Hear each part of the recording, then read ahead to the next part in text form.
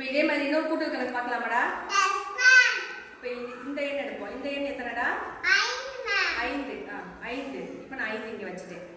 இப்போ சின்ன எண்ணாவே எடுக்கலாம். இது எடுக்கலாம். இது எத்தனைடா? 2. இப்போ நான் 2 இங்கே வச்சுட்டேன். இப்போ இங்கே 5 இருக்கா? இப்போ நீங்கள் இங்கே 5 கல் வைக்கணும். வைங்க எடுத்து சத்தமாக சொல்லிக்கிறீங்க.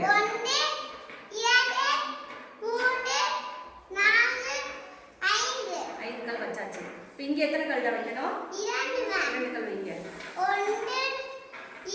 2 கல் வச்சுட்டீங்க. இப்போ என்ன பண்ணுனா இப்போ கூட்டணும் இது எல்லாத்தையும் சேர்க்கணும். சேர்த்து விடுங்க.